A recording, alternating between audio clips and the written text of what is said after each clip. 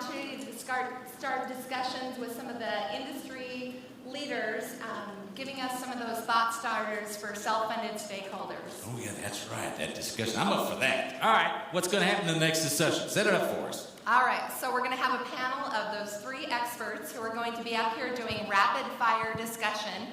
All right, so first up is Adam Russo. Oh yeah, speaking of rapid fire. This is it. Come on up, Adam. We should do a show together, don't you think? I think so, yeah, absolutely. Yeah, we'll put you on a trailer, bring you out east. I like it. Okay. All right, now he's not going to talk anymore, I hope, right? Oh, that's good. You never know. They promised me you weren't going to say anything else, you know. All right. Okay, Massachusetts. I know there's a question over here. People love when I talk about Massachusetts. It's like a foreign country to them. It's like North Korea. They love when it's like I'm inside North Korea, you know, I'm inside Massachusetts. What's happening in my state? Well, it's really important that I take a step back and explain a couple things. I mentioned that I'm a self-funded employer in Massachusetts. So I was able, if I wanted to join our exchange back in 2006. There's no question about that. I could have done it. Now, can someone tell me what percentage of employers in my state decided to join the Massachusetts Exchange, which is called Commonwealth Care? Anybody can guess? There are no prizes. Guess. Who? Listen, man, you've been to so many of my sessions in the past. You're cheating. You can't tell people the answer when you've heard me speak before. Sorry, folks. That's just improper, etiquette. Sorry. Anybody? The answer is 2%. 2% of employers stopped offering employee benefits to the employees, and instead turned to the exchanges. It's very important to know. So now, what were the issues that we had? And why did people decide not to do it? Well, there was 3 main things that the law was trying to do. Folks, if you want to think about, you want to call it Romney Care, that's fine. That's what we call it, Romney Care. Obamacare and Romney Care. Is there a difference? People like to always ask. My wife is an art teacher, a middle school art teacher. I go to more museums than I ever care to go in my life. Sometimes I go to the same museum twice. Trust me, and she's crying in front of me. I'm crying too. I just want to leave. Okay? But the key thing you want to remember is an architect. When you see a Van Gogh, when you see a Picasso, you see one, now you see the next one, you get it that artist made that one. It's the same type of architecture. And that's what you have with Obamacare and Romney Care. Is it exactly the same? No. Are there nuances and differences? Yes. But the point being, the goal and the focus of the law is the same, except for number 3. And initially when they started it, it was to achieve universal coverage, access to care, and cost containment. Now, did those things work? Number 1, yes, it worked. There were more people with insurance. Can someone tell me what the percentage was in 2006? We had a major problem with uninsureds. Major. What was the percentage? I'll tell you right now, Texas right now is 25. Can someone tell me what our major problem was in 2006? Yes. Anybody? Yes, sir. 40. Sir? 50. 9.6% uninsured rate. 9.6%. Did it work? Do we now have almost universal coverage? Today, it's 3.4%. We're from 9.8 to 3.4%. So was it successful? Yes. Can I tell you that it cost an excess of $6 billion? Think about the percentage I told you. Think about how many people live in That's not that many people in my state. I know it's more than Montana, but we're not California. We're not Florida. We're not Texas by any means.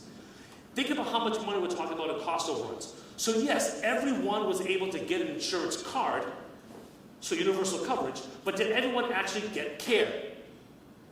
No. And I use this many times. You guys heard this probably before, some people in this audience, where you've been able to get the keys, you've been able to get a car. You got a Ferrari plan. Forget Cadillac plan. You have a Ferrari plan. But you have no keys to drive it. You have a card, that tells you can go to the doctor. It's an insurance card, but no doctor will actually see you. Why? Bureaucracy, red tape, payment delays. If I'm a doctor and I'm open 5 days a week, and I can pick out which type of people I want to see. I have Medicare patients, I have Medicaid patients, I have fully insured patients, self-funded plans. The last one on that list of who I want to see as a doctor was someone from the Commonwealth plan. And that's not just me saying it. There was actually surveys done of what the waiting period was. It was a 1 month longer waiting period than a Medicaid patient. Why? Because it just was sloppy. We, at our company, for the first 3 months, the rule was you weren't permanent. You were still a transitional employee. For the first 3 months, we don't offer health benefits. You have to join the exchange. So every one of our employees, we had them sign up through our HR department to the Commonwealth Care. It was so bad, the bureaucracy and red tape, not even knowing if those people were signed up, that after 6 months, we just decided, forget it. We'll just put them on our plan day one. It wasn't worth it for us. So, when I talk about number 2, serious access issues, but then number 3, what did we experience? The problem was cost containment. When they first came up with this plan, the plan was to offer essential health benefits to people without insurance, those 9.8% of people. Essential health benefits. Let's give it to them, right? What it ended up being was the Massachusetts Chiropractor Association said, hey, I'll support your campaign, but let's get chiropractic care covered, unlimited coverage, no copay. And all these different lobbyists and organizations started trying to get their type of services and their coverage in the plan. Our Massachusetts plan is so robust, it has so much stuff. They forgot about the original intent was to give people access to a hospital and to a doctor so they're not sitting in an emergency room. That was the point of it. But it ended up being, they now can go and see a chiropractor any time of the day for any reason with no copay, no deductible. So the amount of fraud and frivolous claims that were happening were so excessive that finally, in 2010, we investigated, and guess what they found? Oh my, these charges are excessive. How is it possible that Mass General, which is located literally, folks, there, and Brigham and Women's, which I'm not making this up, it's there. How can one charge 40% more than the other for the same service? How can this guy who's right there, we're not talking about hundreds of miles apart, we're talking about in the same city block, how can they all charge different charges for the same service? And they said in 2010, wait, we need transparency. How can one provider charge so much more than another?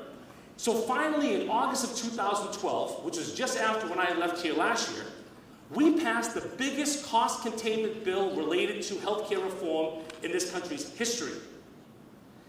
It took 6 years after the passing of our exchange for them to finally realize we have to focus on the cost of care. Romney said it, and so did Deval Patrick, who's our current governor. They both admitted they never focused on the cost. If you look at the PACA and healthcare reform, guess what else wasn't being looked at? The cost of care. The focus is all on giving everyone insurance, giving everyone access, but not on the cost. So what did we finally do? We finally put measures in place saying, we're going to limit what we pay you.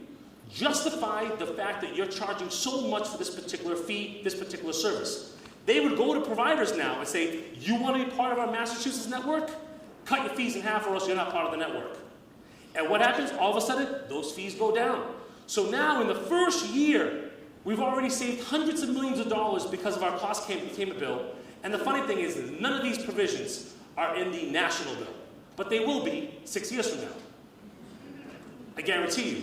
One of the most important things, and I'll pass on to the next speaker, is the fact that what we did in this cost containment provision was we have a 182-day cooling off period for malpractice cases. When a person files malpractice, you realize the number one reason why people file malpractice claims, all they want the hospital or doctor to do is apologize. They want to be told, I'm sorry. But you realize if a doctor says, I'm sorry, he's admitting guilt. In Massachusetts, for 182 days, the doctor can go to you and your family and say, I'm sorry for screwing up. I apologize. Hug you, and it's not being used against him in a court case, which is key. But really important for people to know, and as self-funded employers, it's vital that you know, when I talk about what's going to happen, when people tell you what's going to happen one day, the bottom line is this. self-funded plans in Massachusetts, the most liberal state around, went from 54% of all plans in 2005 to 67% of all employers have self-funded plans now in 2011, directly in response to our exchange. With that, I'll pass it on to the next speaker. So our next panelist is Larry Thompson. Larry has founded and directed operations in his varied professional roles as CEO, COO, EVP of TPAs, BPOs, and Sambucas. Heck, with all the alphabet soup in his credentials, who better to talk about ACOs? Please bring it up.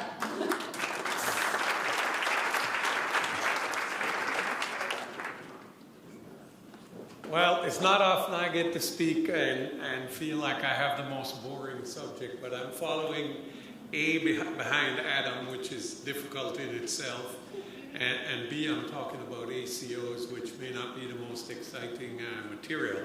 But they're important, and the reason they're important is because there's an old saying, what's old is new again. And in this case, I think ACOs really are.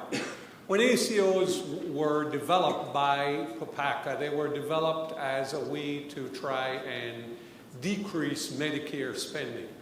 And the concept was simple. Providers would take risk, and through that process, they would be on the hook, and therefore they would manage care better. And through that coordination of care, we would see decreased Medicare spending, which obviously was critical for PPACA to work. In actuality, that has not happened. What has really happened is that we have seen a morphing of ACOs around the country. And now Medicare ACOs, which were contemplated in the law, are actually now the minority of ACOs in the country. So there are many types of ACOs, and actually there's new vernacular that has started to appear in the last 4 months, calling them things different than ACOs. But most of the time you can define them within 3 categories of ACOs for Medicare, 4 that are non-Medicare, if you will, or what we're going to call private ACOs. And then most recently, there are some new ACO models that are coming about for Medicaid. There are over 230 ACOs. Actually, at the rate they're growing, or they claim they're growing, could be more than that as of today. But interestingly enough, there are only 49 that are what the law originally anticipated we would be doing with ACOs. And you probably saw recently that there was just a report put out on the pioneer ACOs, which were the first ones that were developed. And HHS was telling us what a great success they were. But if you read the small print, you'll also see that a great number of them decided no longer to participate. So I'm not really sure that the scorecard for those pioneers is that great. But this shows you kind of where they are today. And as you can see, the 4 different types of private ACOs, insurer and provider, single provider or multi-provider. You can see the breakdown of how they are. Single provider or single insurer, single provider ACOs, are the largest of the bunch today. And these are generally large practices or hospitals that decide within a community that they're going to offer an ACO. The ACO is then designed in such a way to drive care within that community where it is managed. And by managing that care, again, they can take a part of the risk and share in the risk. For those of you in the room that are old enough, like me, this may sound familiar. You may actually think of something called a PHO or maybe an MSO. Gosh, do we have a lot of... it's just amazing what we do in this industry. You could stand up and just do alphabet soup for an hour and a half in our industry. You really could. But anyway, PHOs, MSOs, MCOs, they've all been around before. This is not totally dissimilar. Even more importantly, though, on the ACO front is to recognize that because there's really no guidance on the private ones, we don't really know how it's going to evolve. And they are evolving. We're seeing all kinds of different things as we go around the country. And a lot of them have very large administrative components to them. And that's a little bit scary to some, because quite frankly, physicians generally and hospitals aren't necessarily the best at administration. So we're hoping they'll take on TPAs like EBMS to help them to solve those problems. We are seeing TPAs participate with ACOs around the country, which is good. We're seeing leadership coming from them, data analytics, and integration. All those things are very important for these private ACOs to work. Currently, we looked at it, and they're now in 47 states and growing. So it's not something that is geographically limited. It's all over the country. It's spreading widely. Insurers, TPAs, providers, employers, everybody is getting into that space. We're even seeing in some communities where employers are driving ACO development. And I'm actually quite excited about that change. Community-based ACOs are employers' best options locally. And the reason I say that is I've always said for 33 years, healthcare is not delivered nationally. It is not delivered actually regionally. It's delivered locally. And the one thing that excites me about ACOs is we have the opportunity to get back to that. The care that people need here in Billings, Montana is different than what people need in New York City or in Los Angeles. And likewise, throughout the country, it's that way. And one size does not fit all. What I like about ACOs is that we're bringing the providers back into the discussion, and we're saying to them, help us to find a way to provide that care locally. Let's share in the risk, and that's very, very important to the process because, let's face it, if you don't have skin in the game, you're not going to participate the way that you would if you have skin in the game. And this is a way, a methodology that we can use to bring them together so that they will participate and deliver high-quality care at a local level. And the last piece of this is, of course, quality. In a Medicare ACO, there are actually some very specific 65 different quality measures that these providers have to meet. Unfortunately, not really so in a private ACO. However, the good news is, since they're operating broadly under that envelope, they're using some of the same tools. So it's actually very good news for us in that the quality of care is going to be looked at, which if you remember, again, going back to MCOs and PHOs, that was one of the downfalls, is we didn't have that quality care. I brought this in under 8 minutes. Thank you.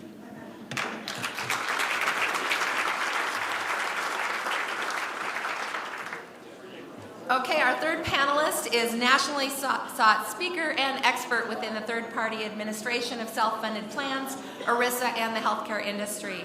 She leads our EBMS legal department and also provides strategic consulting for compliance and other legal matters in her private practice.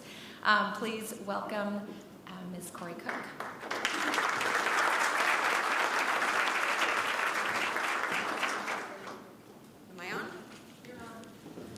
It has been so difficult for me to sit there and keep my mouth shut.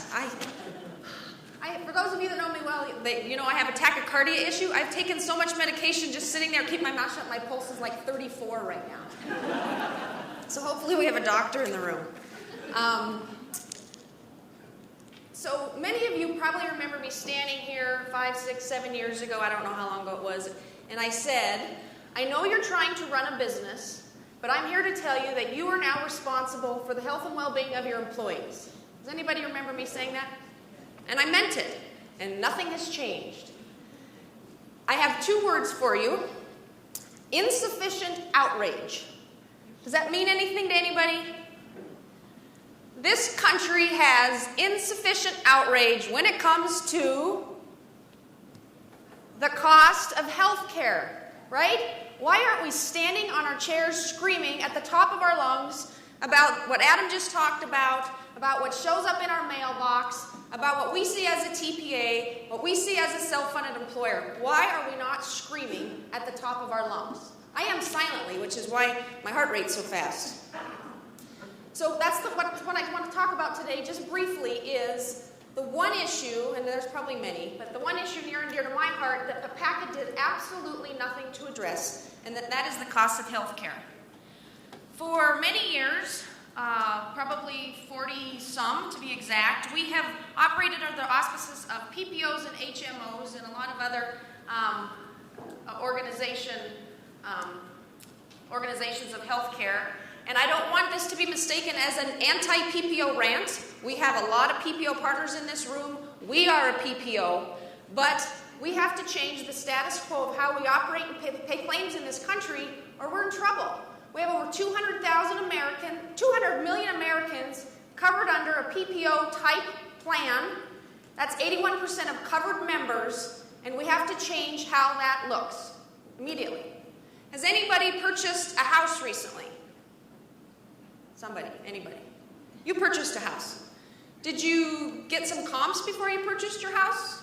I Did did. you negotiate? We did. More than once? We did. Why in the hell do we not do that with health care? Did you move into your house and 60 days later wait for the bill to show up in the mail to discover then what you purchased your house for? No, that'd be crazy. And we do it every single day. And we're going to talk about transparency, and I have a presentation at 4 o'clock, and we'll get into some numbers. I was in D.C., it must have been before PPACA, and I was in Senator Johnson's office, and I believe he's from Wisconsin. Anybody came from there? Sit in his office, and he has a staffer that says, "Oh, I love my PPO." And I probably levitated out of my seat, thinking, she doesn't know why. She doesn't even know what a PPO is. I said, "Why do you love your PPO?" Because it lets me go wherever I want to go, and I only have a $20 copay. For that staffer sitting on the Hill, to her cost of healthcare coverage is $20. Holy crap. Right? I had to leave the room. So, status quo will not get us where we need to be. I said that. So what will? We need to take an active approach by plans, by PPOs, and by employers. So an active approach by PPOs, and we're seeing this happen across the country as we sit here today, to renegotiate their provider contracts, to move away from a percentage of bill cost or bill charges. I mean, it's utterly ridiculous at this point, and if you don't agree, then let's have a drink after. Moving toward narrow, tailored, tiered, high-performance networks, moving towards quality and accountable strategies, like Larry just spoke of, clinically integrated network, shifting away from just an open access panel, everybody's in the network, everybody gets the same discount. We need to get to that true definition of preferred, right? An active approach by plans, moving towards reference-based pricing options, drafting our plans to pay only at a percentage of Medicare, or some other cost factor, cost-to-charge ratio, using the same data that the providers are giving to the government as their attested cost, and paying at a percentage of that. Partnering with vendors to take on some of those responsibilities, whether it be fiduciary or otherwise, negotiating claims directly, pre-service, post-service. My favorite claim to date that we've had is a $1.4 million claim on the East Coast, negotiated with the provider, with the vendor that's sitting in this room, got the claim down, we paid $400,000. They billed 1.4, and we paid $400, and they signed off on it. They were happy with $400. They made money at $400. The term I used at the beginning of this, insufficient outrage, it comes from an article that was in the New York Times on July 4th by, I want to say Gilbert Welch, I may be wrong. The article wasn't that great, but there was one sentence at the bottom of the last paragraph that says, "At what point does it become a crime?" And that's powerful. You bill 1.4, you hope nobody says anything. When somebody does, you're willing to accept $400,000, and you're making money. So I will leave you with that, and I will be back in a few minutes.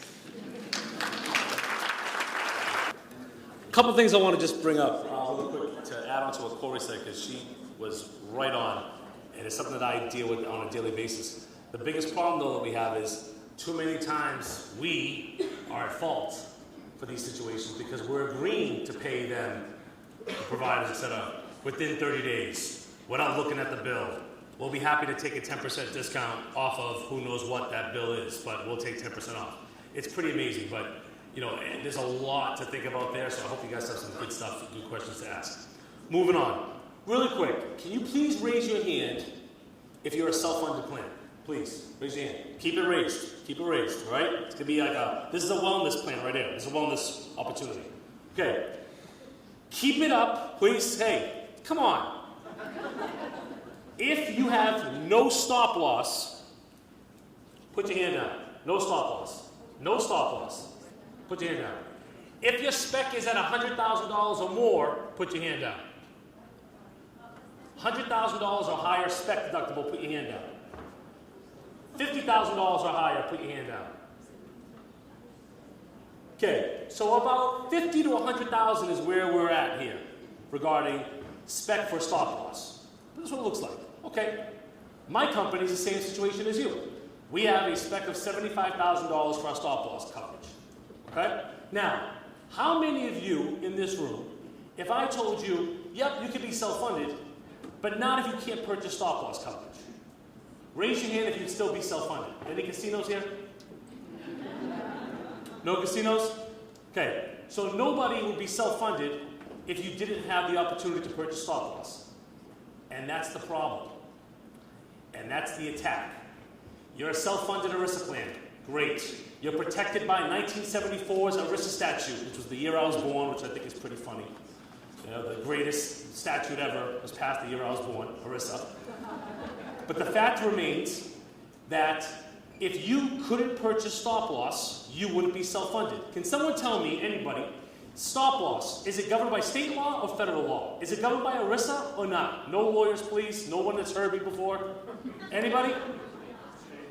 State law, correct. So even though you have all these powers, all this ERISA man flying from out of the sky, protecting your rights, you don't have to adhere to state laws. I don't have to adhere to state mandates. It doesn't matter what the state says. I'm a self-funded ERISA plan. I have rights. Wrong.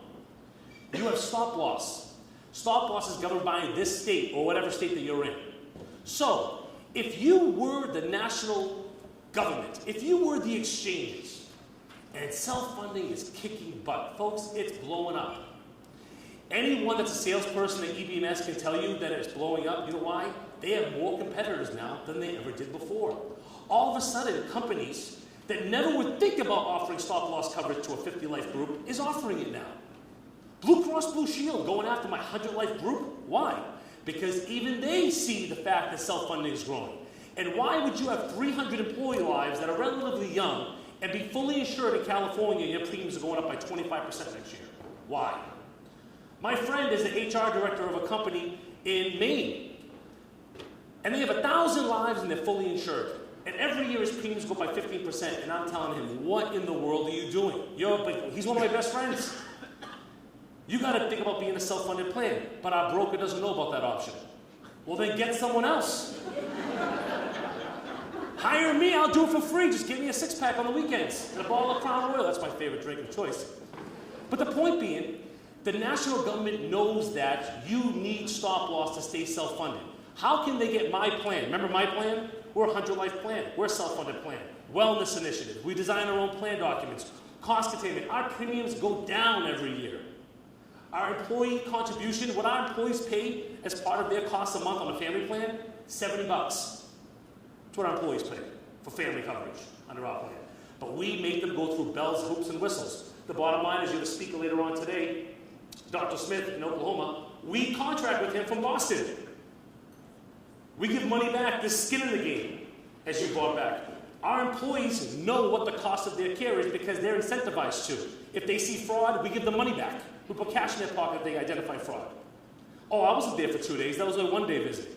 Money in your pocket if I can get that money back or if I can save funds. But the problem is, the national government knows, and the Commonwealth Fund knows, and these are the people here, this guy Tim Jost. They feel if you have stop loss, you're not really a self-funded plan. You're not truly self-funded unless you have no stop-loss coverage whatsoever.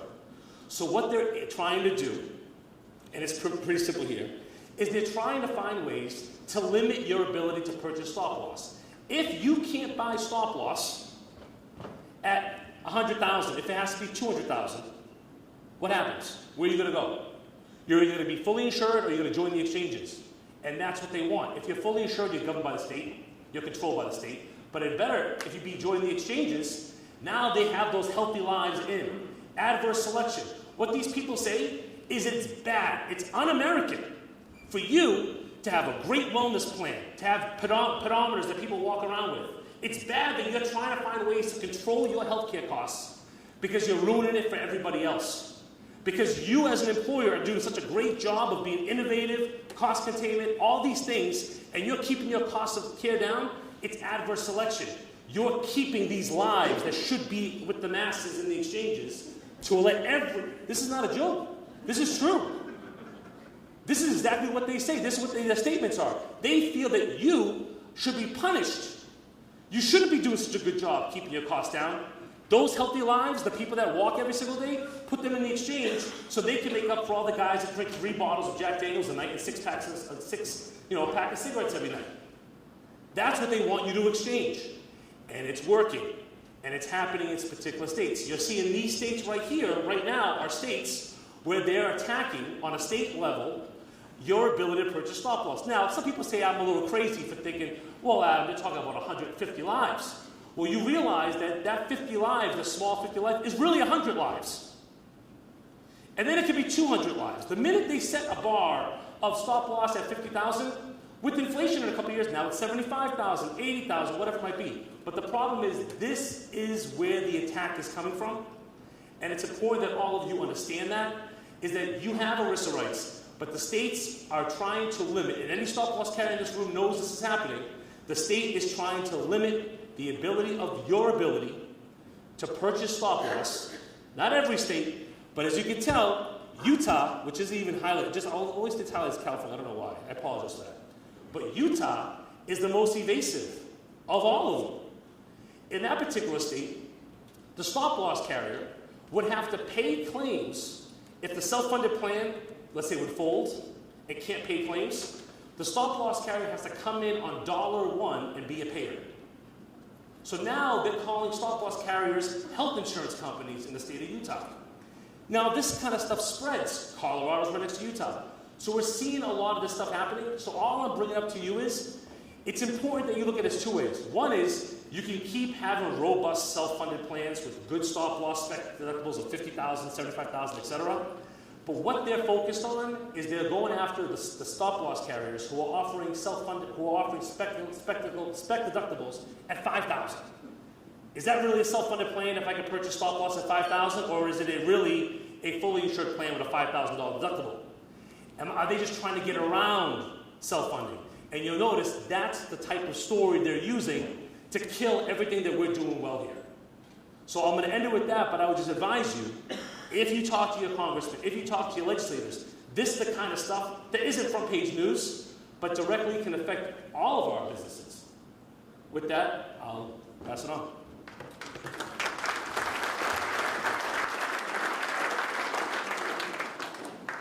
right, table leaders, gather questions, 2 minutes. Okay, let's wrap it up.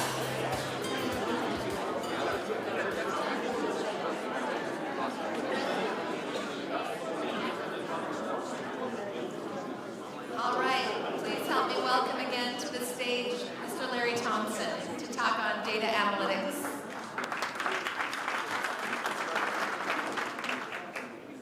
Don't put that slide down. I'm from the great state of California, and so is Tom. And so even if you don't live in California, I want you to call the legislatures out there and have a talk with them about this ridiculous bill that they're trying to push through. Okay, we'll talk about analytics. If you're a self-funded plan, oh, no, run the wrong way. I need the horse.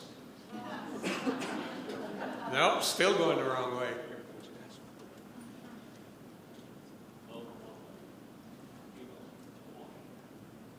That's what threw me, was a corset.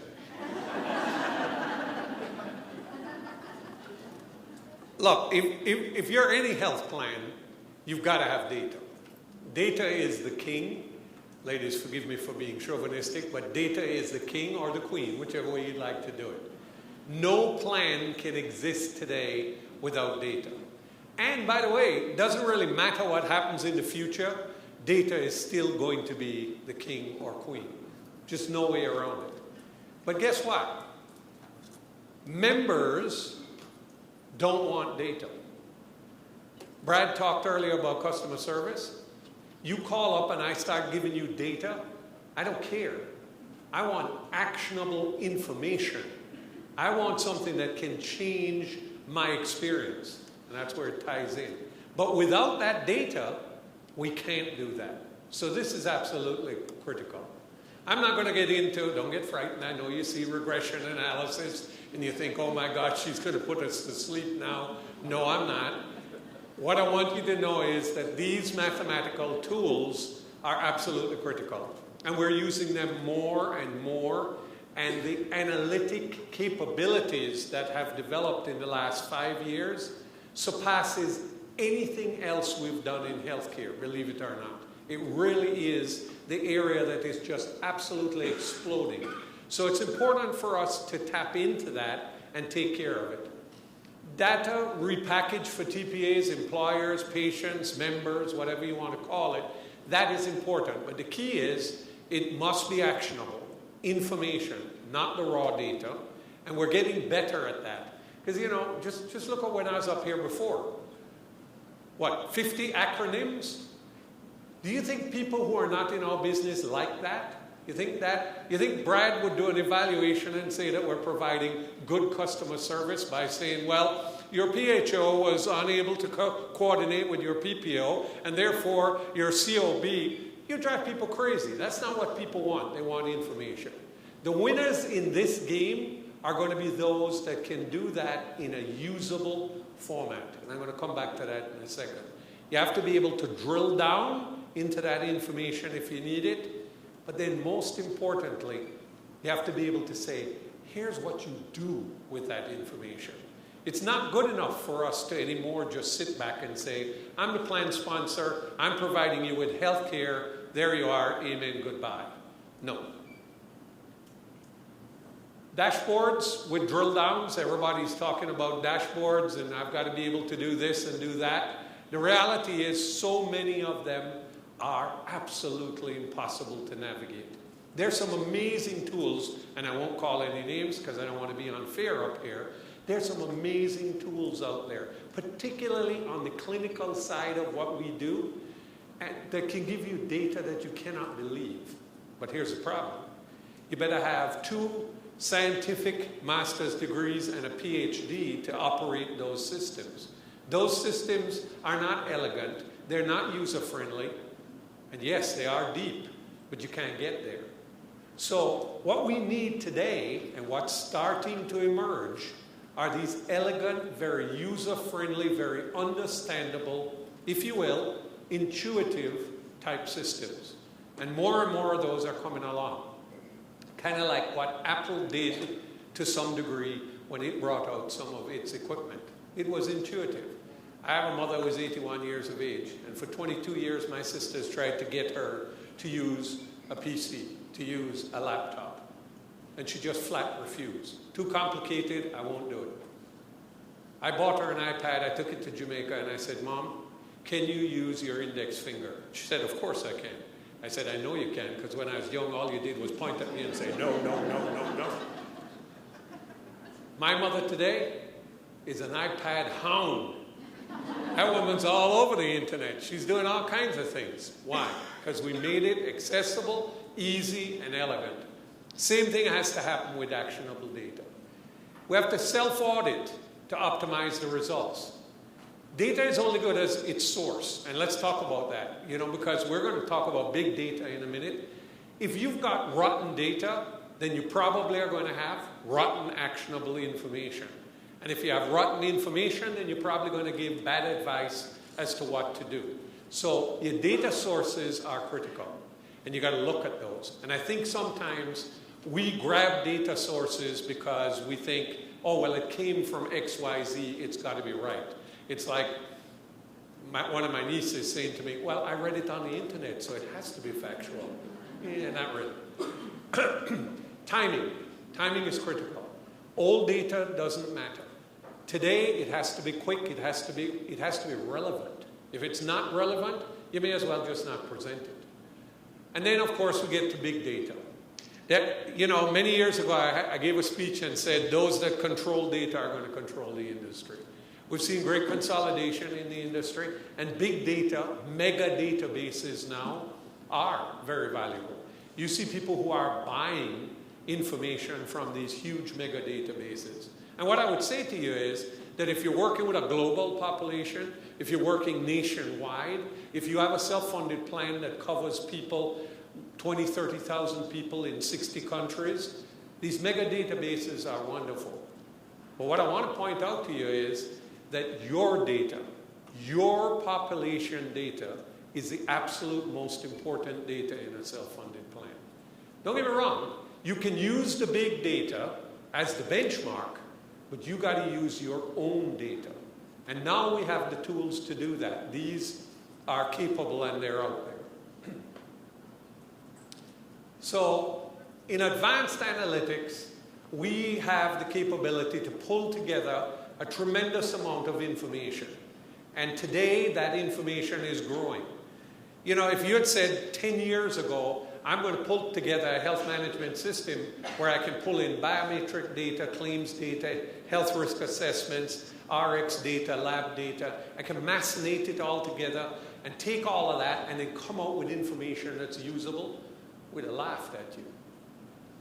The actionable output, and I'm going to zip through so these load quickly. And then when you get all of that together, then you can start to do these kinds of things. Population stratification. Why is that important? It affects your stop-loss pricing. It affects the way you're going to put programs in place, everything else. Coaching, disease management, wellness programs, all are driven from that. You get that kind of health management information, you can get accurate stop-loss quotes. You can get better renewals. Maybe as an industry we can eliminate lasering. Who knows? Benchmarking. Again, you can pull in the big data, but you can also benchmark against yours, or in the case of EBMS, ask to benchmark against their population data. And then design and modeling. How are you going to know, as a self-funded client, how to take care of and take advantage of the single biggest tool you have at your disposal? Plan design. You don't know unless you got the data to back it up. And if anybody tells you any different, guess what? They're lying. Because the only way you can be sure in developing these kinds of plans is to look at data. And what if scenarios now are possible? These machines can now go in and you can put in your actual claims from the prior year, your eligibility from the prior year, and you can play what if scenarios all day long. What if I do this, this, and this? What will the outcomes be? So really powerful. And then, of course, cost management. Without that data, we can't really design cost management programs. We can't manage claims. We can't do any of the things that the others have talked about here. How are we going to stop this runaway healthcare cost? This is the only way we can do it. We've got to have analytics and data. There's going to be convergence of data, and this to me is the most exciting piece of this entire data piece. And that is provider and payer data coming together for the first time. You know, we've had this juxtaposition of providers and payers for so many years. Now the data can converge. Back to my statements about ACOs. You develop a local ACO, you now get that kind of data. But guess what? It's more than just that. How about if we could pull workers' comp data together with health data? But let's not stop there. How about if I could come to you as a self-funded employer and we could pull together what? Absenteeism, presenteeism, healthcare, and workers' comp data all together. Do you realize the predictable engine that we would have? Do you realize how well you could manage your costs going forward? But more important than managing costs, what could you do? The experience of your members, the improvement in their life, and the improvement in their health, and therefore their productivity in your companies, is what we're really after. And that's what data allows us to do. So, again, fundamentals in ACOs are driven by strong analytics and data convergence, and that's why I think they're exciting tools going forward. So, when you hear people talk about data, always ask the question, how do I take that and turn it into information, actionable information, and how do I tie that actionable information into something I can actually do, a program. I was with a group not too long ago, a very large group, and they had a BUCA plan, and I'm going to go that far, and the BUCA told them that they needed a diabetic program, an obesity program, and a smoking cessation program. They charged them high PEPM fees to get that done. They took them. Guess what they found out when we dug into the data? They didn't have an obese population. Less than 1% of their population was obese because they were a very active company. Guess what else they found out? They didn't have any smokers. Everybody had stopped smoking. Nobody smoked, but they had a smoking cessation program. So data, analytics, critical if you're going to manage your healthcare plans. Thank you.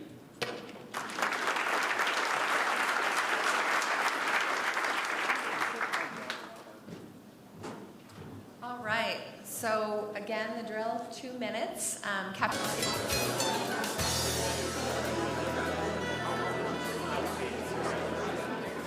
Okay. And our last topic in this thought starter session is from Corey Cook on transparency. Please welcome Corey back to the stage.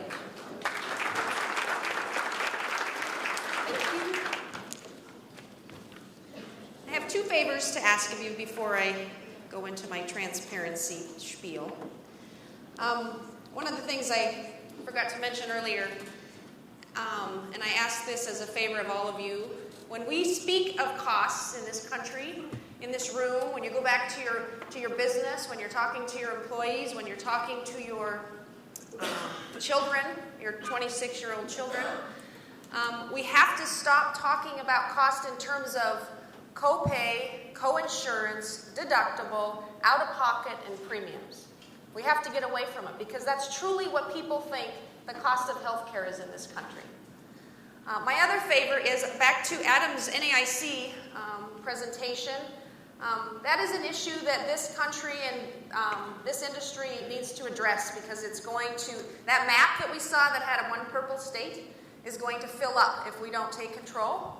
I plan on being very active at the NAIC and the state legislative sessions on the NAIC issue, and so you will probably be receiving emails from me as we go through this, asking for help, reaching out to your constituents within your states, whatever help that you can give to try and stifle them capping and controlling our stop-loss specs. So those are my 2 favorites. Transparency. This is my favorite topic ever, and later on you're going to meet my boyfriend, Dr. Smith. He's not really my boyfriend. He's a happily married man with a dozen kids, but his message is so fabulous that I have fallen in love with him, and you will too, and then we can arm wrestle. So another trip to DC, I found myself sitting in the Consumer Union office. We were sitting around this table and we were talking about healthcare reform, and they were going on and on and on about the SBC. It's going to be life-changing, that SBC. We're so grateful that they put that into PACA, the SBC. And of course, my tachycardia starts taking over my body, and I'm thinking, oh my gosh. Yeah, that SBC, that's not the plan document, that's not the summary plan description, that's going to confuse the hell out of your members, and we're all going to end up in lawsuits over it. That document is life-changing according to the Consumer Union. The folks that make those consumer reports that I used to read.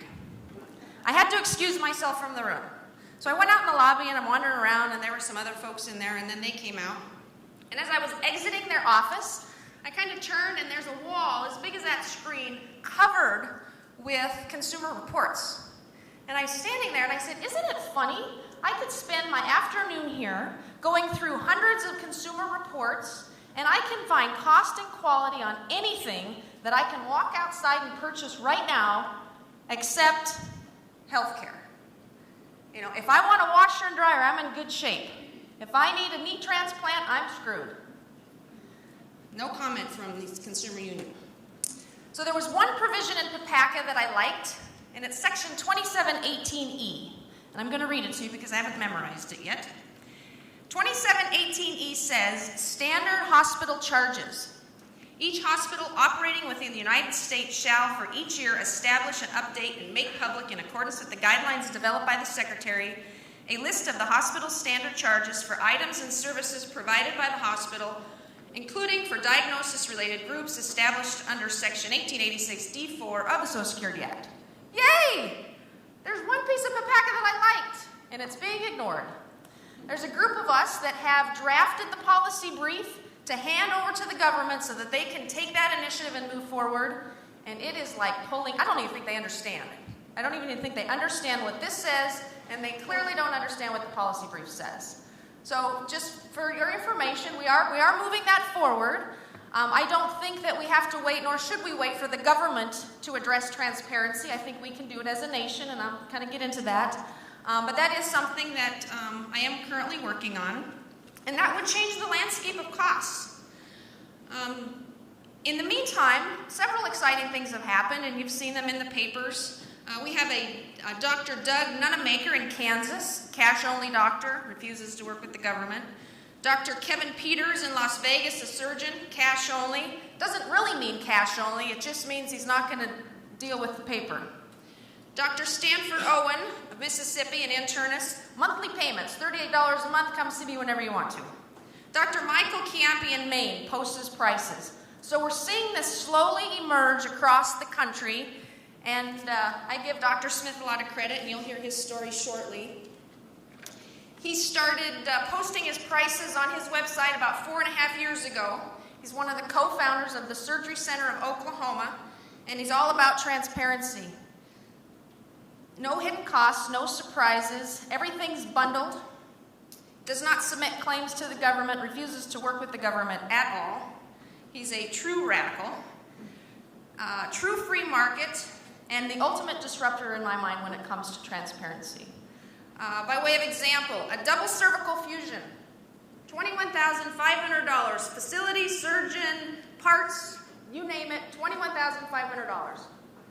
My mom had a double cervical fusion in Billings, Montana last September, and I think it was about 130 grand. My mother did not ask what the cost of her surgery was going to be. She was too worried about being out of network. She was in too much pain. She didn't want to deal with it.